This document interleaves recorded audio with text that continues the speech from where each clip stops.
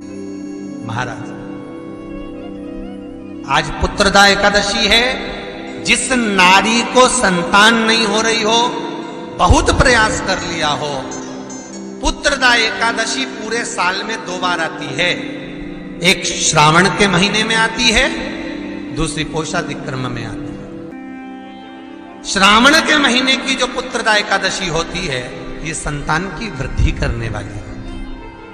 शंकर जी के मंदिर में जाकर, भगवान शिव के मंदिर में पूजन करके घी का 1 कटोरी में घी और 1 कटोरी में खीर शंकर के सामने रख देते हैं।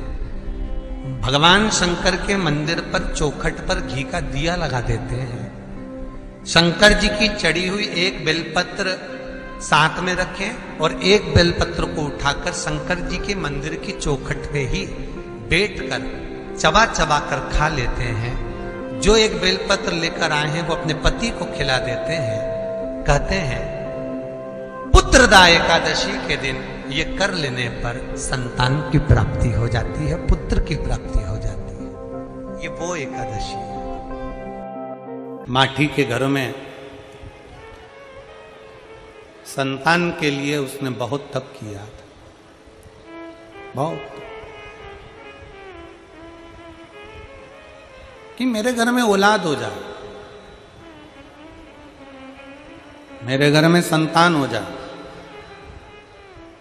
100 वर्ष तक लगा रहा, कई वर्ष तक तप साधना में लगा रहा। आखिरी में देवाधिदेव महादेव ने वर दे दिया था कि माटी, तेरे घर में पुत्र का जन्म होगा, तेरे घर में बेटा होगा। पीछा नहीं छोड़ा शिव का, शंकर को भजता रहे, भगवान शिव की आराधना करता रहा, हारना नहीं है। यहां जितने बैठे हैं आप सबसे निवेदन है, कभी जिंदगी में नहीं हारना, कभी जिंदगी में हारना भी नहीं, और कभी किसी जिंदगी में कभी यह नहीं सोचना कि अब मैं कुछ कर ही नहीं पाऊंगा, अब मैं आगे बढ़ ही नहीं पाऊंगा, अब मैं आगे करूंगा क्या, क्या होगा। नहीं, उसके आश्रित हो जा। ये विचार छोड़ दो कि कुछ नहीं कर पाओगे। फिर निवेदन है, अपने घर में आप कचरा नहीं रखते, अपने घर में कबाड़ा नहीं रखते, अपने कमरे में बेकार चीज नहीं रखते, उसी तरह मेरा भोले बाबा भी अपनी पृथ्वी पर किसी को ऐसे ही नहीं रखता। जो कीमती है मेरा शंकर भगवान उसी को पृथ्वी पर रखता है। जो कीमत वाला, जो श्रेष्ठ है मेरा शिव, उसको अपने पास में रखता है, मेरा शंकर उसको अपने नजदीक में रखता है।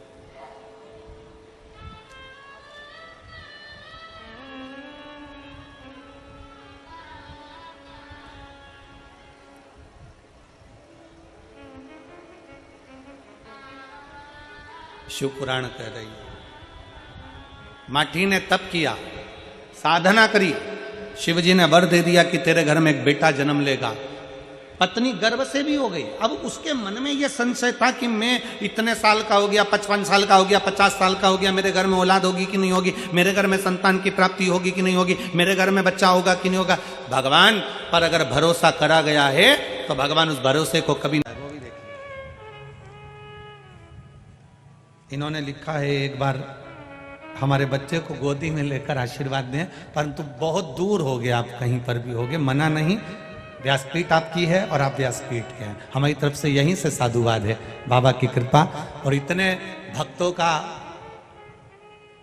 धन्यवाद आपके साथ में है, इतने भक्तों का प्रेम आपके साथ है, तो बच्चा वैसे ही स्वस्थ रहेगा। हर हर महादेव। अगला प्रश्न है, अगला एक भाव आया है, उज्जैन की रहने वाली हूं, मेरा नाम सोनू पांचाल है, मुझे 2 पुत्री थी, मुझे पुत्र की कामना थी, संतान नहीं हो रही थी। फिर मेरी बहन ने कहा कि सबकी मनोकामना पूर्ण करते हैं, पशुपति व्रत करना प्रारंभ कर। मैंने कामना कर कर पशुपतिनाथ का व्रत करना प्रारंभ किया और बाबा शंकर की कृपा से 3 महीने में ही बाबा ने मुझे प्रसाद के रूप में गर्भ ठहरा दिया। मेरे पशुपतिनाथ चल रहे थे और मेरा गर्भ था। सोनोग्राफी कराई, समय आया, बच्चा जब बढ़ता चले गया तो सोनोग्राफी के अंतर्गत बच्चे की धड़कन नहीं आई। डॉक्टर ने कह दिया इस बच्चे की धड़कन नहीं है, इसको सफा करवा दीजिए और डॉक्टर ने सफाई का कह दिया। 15 दिन डॉक्टर ने दिए, इस 15 दिन के अंदर बच्चे की सफाई कराना जरूरी है क्योंकि इसकी धड़कन नहीं है। हमने 2 या 3 डॉक्टर को उज्जैन के दिखाया, इंदौर दिखाया, पर सभी डॉक्टरों ने कहा इसकी धड़कन नहीं है, इस बच्चे को आप साफ करवा दीजिए। अब करें क्या? रिश्तेदार बोले एक काम करो, किसी को सीहोर भेजते हैं, वहां से रुद्राक्ष बुलवाते हैं।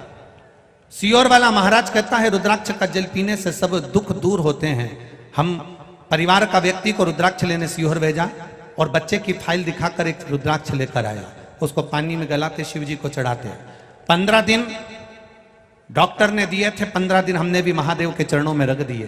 15 दिन बाबा का उस चढ़ा हुआ जल को पिलाना चालू करा और 15 दिन के बाद जब सोनोग्राफी करवाई तो बच्चे की धड़कन वापिस आ गई थी।